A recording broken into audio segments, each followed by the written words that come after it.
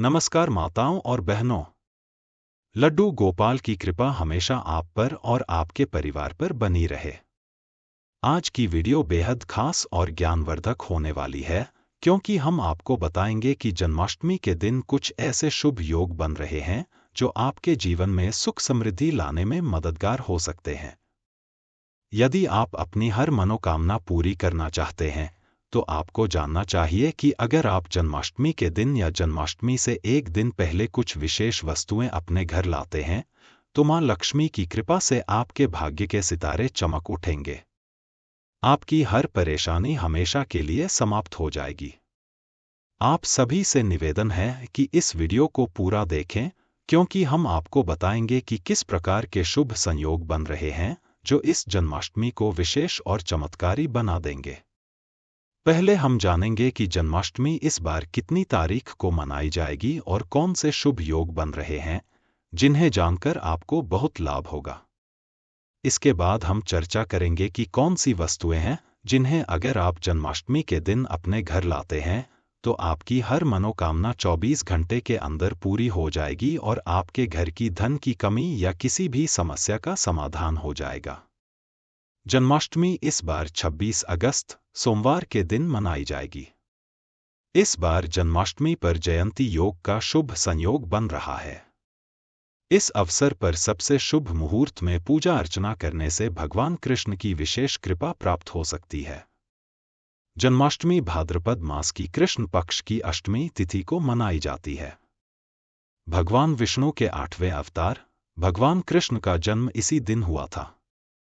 हर साल यह पर्व विशेष धार्मिक महत्व रखता है। जन्माष्टमी का पर्व बहुत ही धूमधाम के साथ मनाया जाता है। इस बार जन्माष्टमी पर विशेष शुभ योग बन रहे हैं, जैसे कि योग भगवान कृष्ण के जन्म के समय बने थे। इस बार कृष्ण जन्माष्टमी का पर्व 26 अगस्त सोमवार को मनाया जाएगा। इस बार के शुभ योग में व्रत रखने से भक्तों को व्रत का 4 गुना अधिक फल प्राप्त होगा। इस बार का संयोग ऐसा है कि जन्माष्टमी पर अष्टमी तिथि एक ही दिन है, जिससे साधु, सन्यासी और गृहस्थ सभी एक ही दिन भगवान कृष्ण की भक्ति और उपासना कर सकेंगे। पंचांग की गणना के अनुसार 26 तारीख को सोमवार के दिन अष्टमी तिथि सुबह 3:04 बजे से आरंभ होगी और रात 2:22 बजे समाप्त होगी। जन्माष्टमी के दिन रोहिणी नक्षत्र दोपहर में 3:55 बजे से आरंभ होगा और 27 तारीख की मध्य रात्रि 3:38 बजे तक रहेगा। जयंती योग का शुभ संयोग इस दिन चंद्रमा वृषभ राशि में होंगे, जैसा कि भगवान कृष्ण के जन्म के समय हुआ था। जन्माष्टमी के दिन रोहिणी नक्षत्र और चंद्रमा का वृषभ राशि में होना बेहद शुभ फलदायी रहेगा। अगर जन्माष्टमी सोमवार या बुधवार को हो, तो यह बहुत ही दुर्लभ संयोग बनाता है। बुधवार और सोमवार को जन्माष्टमी होने पर जयंती योग का शुभ संयोग बनता है, जिसे जयंती योग भी कहा जाता है। दरअसल, जिस दिन भगवान कृष्ण का जन्म हुआ था, वह दिन बुधवार था और 6 दिन बाद सोमवार को भगवान कृष्ण का नामकरण और अन्य धार्मिक कार्य किए गए थे। इसलिए जन्माष्टमी का सोमवार या बुधवार को होना बेहद शुभ माना जाता है। माताओं और बहनों, आपको कुछ ऐसी गलतियां हैं जो जन्माष्टमी के दिन भूलकर भी नहीं करनी चाहिए। यह जानना आपके लिए बेहद महत्वपूर्ण है, क्योंकि अगर आप जन्माष्टमी का व्रत रखते हैं, तो आपको ऐसी गलतियों से बचना चाहिए। इसके बाद हम जानेंगे कि जन्माष्टमी के दिन कौन सी वस्तुएं अपने घर पर जरूर लानी चाहिए। इससे पहले हम आपको यह भी बताएंगे कि जन्माष्टमी के दिन कौन सी गलतियां नहीं करनी चाहिए। यदि आप ये गलतियां करते हैं, तो आपके परिवार को कठिनाइयों का सामना करना पड़ सकता है। इसलिए आप वीडियो को पूरा देखें और जानें कि कौन सी गलतियां हैं जिन्हें आपको भूलकर भी नहीं करना चाहिए। जन्माष्टमी का दिन बहुत शुभ होता है और मान्यता है कि इस दिन भक्तों की सारी मनोकामनाएं पूरी होती हैं। हालांकि, इस दिन कुछ खास बातों का ध्यान रखना भी जरूरी होता है। आइए जानते हैं कि कृष्ण पूजा के दौरान कौन से काम शुभ नहीं माने जाते हैं। जन्माष्टमी के दिन भूलकर भी तुलसी के पत्ते नहीं तोड़ने चाहिए। भगवान विष्णु को श्री कृष्ण का अवतार माना जाता है और मान्यता के अनुसार तुलसी भगवान विष्णु को अत्यंत प्रिय है। इसलिए इस दिन तुलसी के पत्ते तोड़ना शुभ नहीं माना जाता। माताएं और बहनों, आप सभी इस गलती को भूलकर भी न करें, क्योंकि इससे घोर पाप लगने की आशंका होती है। इसके अलावा अपने घर पर किसी को भी यह कार्य न करने दें। अब अगली गलती जान लेते हैं, जिसे आपको जन्माष्टमी के दिन से बचना चाहिए, भूलकर भी नहीं करनी चाहिए। जो लोग जन्माष्टमी का व्रत नहीं रखते हैं, उन्हें भी इस दिन चावल नहीं खाना चाहिए। एकादशी और जन्माष्टमी के दिन चावल और जौ से बने भोज्य पदार्थ खाना वर्जित माना जाता है। माता एवं बहनों, आपको हम बता दें कि इस दिन चावल खाना भूलकर भी नहीं करना चाहिए, क्योंकि यह अच्छा नहीं माना जाता। लड्डू गोपाल को भी ऐसी चीजें कभी भी पसंद नहीं आती हैं। अगर आप जन्माष्टमी के दिन ऐसी चीजें खाते हैं, तो यह बिल्कुल भी शुभ नहीं माना जाता, बल्कि अशुभ ही माना जाता है। इसलिए आप इन चीजों का सेवन भूलकर भी न करें। आज के दिन लहसुन, प्याज या कोई भी अन्य तामसिक भोजन नहीं करना चाहिए। इस दिन घर में मांस और शराब भी नहीं लानी चाहिए। प्याज और लहसुन को भूलकर भी नहीं खाना चाहिए, क्योंकि ये तामसिक भोजन में आते हैं। इन चीजों का सेवन करने से लड्डू गोपाल आपके घर से दूर जा सकते हैं और नाराज हो सकते हैं। इसलिए इन चीजों का सेवन भूलकर भी न करें, इससे आपके लिए यह बहुत ही शुभ और मंगलकारी माना जाएगा। कृष्ण जन्माष्टमी के दिन भूलकर भी किसी का अनादर न करें। भगवान कृष्ण के लिए अमीर या गरीब सभी भक्त एक समान हैं। किसी भी गरीब का अपमान करने से श्री कृष्ण अप्रसन्न हो सकते हैं। इससे घर और परिवार में सुख और शांति बनी रहती है। जन्माष्टमी के दिन ब्रह्मचर्य का पालन करना अनिवार्य होता है। इस दिन पूरे पवित्र मन और तन से भगवान की पूजा करनी चाहिए। इस दिन भूलकर भी गायों का अपमान नहीं करना चाहिए। भगवान कृष्ण को गायों से बहुत प्रेम था और कान्हा बचपन में गायों के साथ ही खेलते थे। मान्यता है कि जो भी गाय की पूजा करता है, उसे श्री कृष्ण का आशीर्वाद जरूर मिलता है। जो लोग इस दिन व्रत रखते हैं, उन्हें रात में 12 बजे से पहले अपना व्रत नहीं खोलना चाहिए। इससे पहले व्रत खोलने से पूजा का फल मिलता है और व्रत भी अधूरा माना जाता है। माताएं एवं बहनों, चलिए अब जान लेते हैं कि वे कौन सी चीजें हैं जिन्हें आप लड्डू गोपाल की कृपा पाने के लिए, यानी कि लड्डू गोपाल की कृपा प्राप्त करने के लिए जन्माष्टमी के दिन अपने घर ले आते हैं। इन चीजों को घर लाकर आप अपने भाग्य को बदल सकते हैं। माताएं एवं बहनों, आप सभी से हाथ जोड़कर निवेदन है कि चैनल की इस वीडियो को अभी तक देख रहे हैं, तो कमेंट बॉक्स में जय जय लड्डू गोपाल, जय श्री कृष्ण अवश्य लिखें। इससे आपकी हर एक मनोकामना लड्डू गोपाल तक पहुंच जाएगी और 24 घंटे के अंदर पूरी हो जाएगी। चलिए जान लेते हैं कि वे कौन सी वस्तुएं हैं जिन्हें अगर आप जन्माष्टमी के पावन अवसर पर अपने घर ले आते हैं, तो आपको लाभ मिलेगा, जो आपने अपनी जिंदगी में कभी कल्पना भी नहीं की होगी। हम सभी बातों को बारी बारी से बताएंगे। सबसे पहले जान लेते हैं वे वस्तुएं जिन्हें जन्माष्टमी के दिन घर ले आना बहुत ही शुभ और मंगलकारी रहेगा। माताएं एवं बहनों, आप सभी को हम बता दें कि आपको यह याद होगा कि भगवान श्री कृष्ण को बचपन में माखन बहुत पसंद था। श्री कृष्ण घरों से माखन चुराकर खाते थे, इसलिए उन्हें माखन चोर भी कहा जाता है। जन्माष्टमी के दिन अगर माखन में तुलसी डालकर भगवान श्री कृष्ण को अर्पित करते हैं, तो सारी मनोकामनाएं पूर्ण होंगी। बांसुरी, जब भी आप भगवान श्री कृष्ण के चित्र को देखते हैं, तो उसमें बांसुरी अवश्य होती है। भगवान श्री कृष्ण को बांसुरी अति प्रिय है। बांसुरी प्रेम के कारण इन्हें बंशीधर के नाम से भी जाना जाता है। जन्माष्टमी के दिन आप चांदी या लकड़ी की बांसुरी खरीदकर भगवान श्री कृष्ण को अर्पित करें। पूजा समाप्त होने के बाद उसे तिजोरी में रख दें। इससे घर की आर्थिक समस्याएं दूर होती हैं। गाय और बछड़े की मूर्ति ज्योतिष शास्त्र के अनुसार गाय में कई देवी देवताओं का वास होता है। अगर आप घर की बनी पहली रोटी गाय को खिलाते हैं तो सारे ग्रह दोष समाप्त हो जाते हैं। भगवान श्री कृष्ण को गाय से बहुत लगाव था। वे गाय के दूध से बने घी और मक्खन खाते थे। इसलिए जन्माष्टमी के दिन गाय और बछड़े की मूर्ति को घर के मंदिर या मकान के ईस्ट कोण में रखने से सुख समृद्धि की प्राप्ति होती है। झूला। श्री कृष्ण के लड्डू गोपाल स्वरूप को हमेशा झूले में स्थापित किया जाता है। इसलिए लड्डू गोपाल को झूला अत्यंत पसंद है। जन्माष्टमी के दिन झूला खरीदकर लड्डू गोपाल को उसमें स्थापित करें। इससे घर में सुख शांति बनी रहेगी। पीले फूल भगवान कृष्ण को बहुत प्रिय होते हैं। इसलिए घर में पीले फूल लाना चाहिए। पीले फूल सुख और समृद्धि का प्रतीक होते हैं। पीले फूलों को भगवान कृष्ण की पूजा में चढ़ाने से घर में सुख और समृद्धि आती है और इन्हें घर में सजाने से सुंदरता बढ़ती है। दही और मक्खन। भगवान कृष्ण को दही और मक्खन बहुत पसंद थे। इसलिए घर में दही और मक्खन लाना चाहिए। दही और मक्खन स्वास्थ्य और सुख का प्रतीक होते हैं। इन्हें भगवान कृष्ण की पूजा में चढ़ाने से घर में स्वास्थ्य और सुख आता है और इन्हें घर में खाने से स्वास्थ्य अच्छा रहता है। मोरपंख। भगवान कृष्ण के मोरपंख बहुत प्रसिद्ध हैं।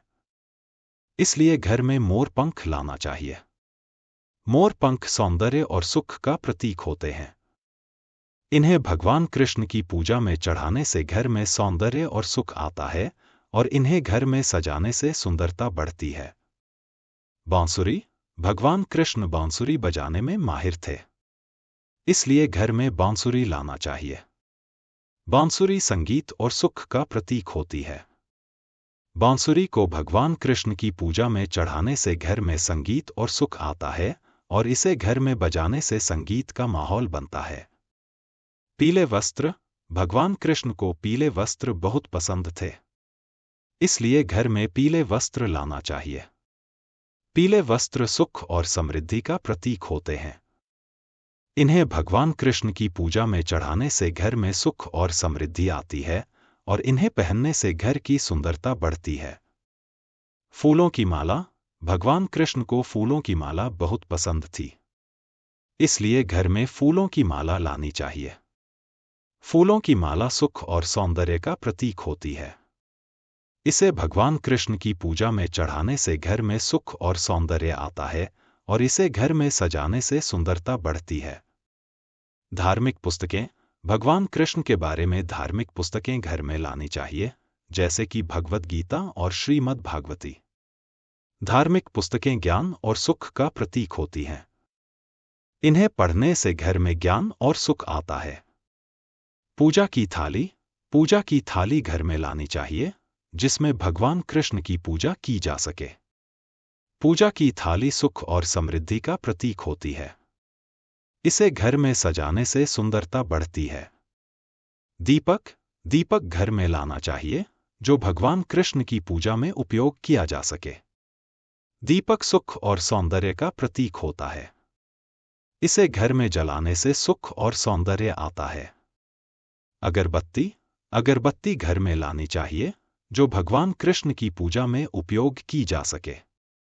अगरबत्ती सुख और सौंदर्य का प्रतीक होती है। इसे घर में जलाने से घर में सुख और सौंदर्य आता है। प्रसाद। प्रसाद घर में लाना चाहिए, जो भगवान कृष्ण की पूजा में उपयोग किया जा सके। प्रसाद सुख और सौंदर्य का प्रतीक होता है। प्रसाद को घर में खाने से सुख और सौंदर्य बढ़ता है। फल। फल घर में लाने चाहिए, जो भगवान कृष्ण की पूजा में उपयोग किए जा सके। फल स्वास्थ्य और सुख का प्रतीक होते हैं। फल को घर में खाने से स्वास्थ्य और सुख प्राप्त होता है। मेवे। मेवे घर में लाने चाहिए, जो भगवान कृष्ण की पूजा में उपयोग किए जा सके। मेवे स्वास्थ्य और सुख का प्रतीक होते हैं। मेवे को घर में खाने से स्वास्थ्य और सुख प्राप्त होता है। सूखे मेवे।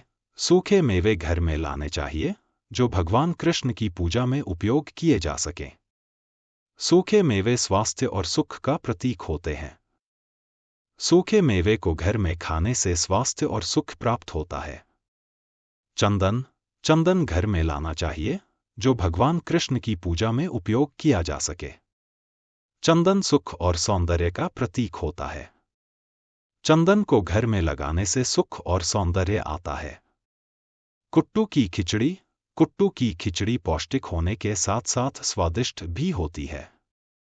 इसे आलू और अन्य मसालों के साथ बनाया जाता है। आप इसे उपवास के दिनों में बनाकर खा सकते हैं।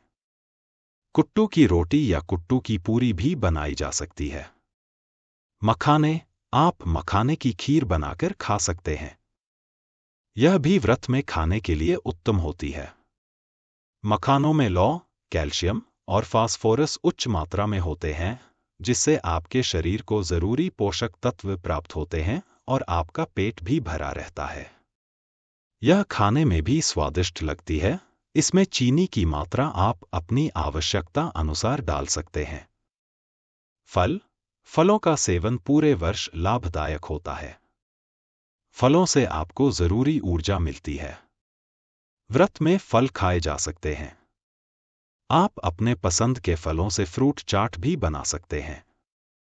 फलों में आप मौसमी फल खाएं या अपने पसंद के फल का चुनाव कर सकते हैं। साबूदाना उपवास के दौरान एक पसंदीदा व्रत का खाना है, जिसे व्रत में अधिकतर लोग खाते हैं। इसमें कार्ब्स या स्टार्च भरपूर होता है, जो हमें ऊर्जा से भरने में मदद करता है। आप साबूदाना की खीर, साबूदाना की खिचड़ी, साबूदाना के पापड़ और भी बहुत कुछ बना सकते हैं। दूध का भी व्रत में सेवन कर सकते हैं और इसे कई रूपों के साथ प्रयोग कर सकते हैं। मिल्क शेक बनाकर पी सकते हैं। यह स्वादिष्ट भी होता है और आपको हाइड्रेटेड भी रखता है। केले, स्ट्रॉबेरी, खरबूजे जैसे फलों से बने मिल्क शेक आजमा सकते हैं। दही का प्रयोग करके फ्रूट्स के साथ ट्राई कर सकते हैं। इसमें नाशपाती, सेब और अंगूर काटकर मिलाएं और इसका लुत्फ उठाएं। इसमें 1 चम्मच शहद डालने से इसका स्वाद 2 गुना हो जाएगा। सिंघारे के आटे का समोसा, चाय के साथ इस नाश्ते को ट्राई कर सकते हैं। इसे उपवास सामग्री जैसे सिंघारे के आटे, सेंधा नमक और मसाले से बनाया जा सकता है। धनिये की चटनी के साथ इसे खाने का मजा लें। सूखे मेवों को भी अपने व्रत के खाने में शामिल कर सकते हैं, जैसे किशमिश, खजूर, अखरोट और बादाम। इन्हें ज्यादा मात्रा में ना खाएं।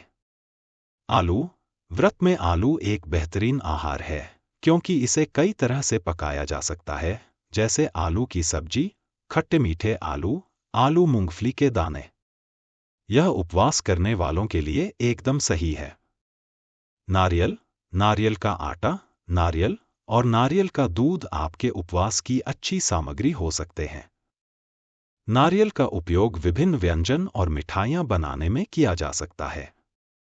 नारियल के आटे से पैनकेक बना सकते हैं और नारियल के दूध की खीर बना सकते हैं।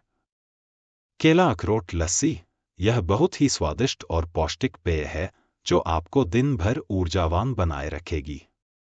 इसे केला, दही, अखरोट और शहद या चीनी से बना सकते हैं। जन्माष्टमी के व्रत में कौन सी चीजें नहीं खानी चाहिए? अनाज और गेहूं व्रत में नहीं खाने चाहिए। ये शरीर को ताकत देते हैं, लेकिन व्रत में इनका सेवन नहीं करना चाहिए। इनका सेवन करने से व्रत का उद्देश्य पूरा नहीं होता है। मांस और मछली व्रत में नहीं खानी चाहिए। ये तामसिक भोजन है और व्रत में इनका सेवन नहीं करना चाहिए।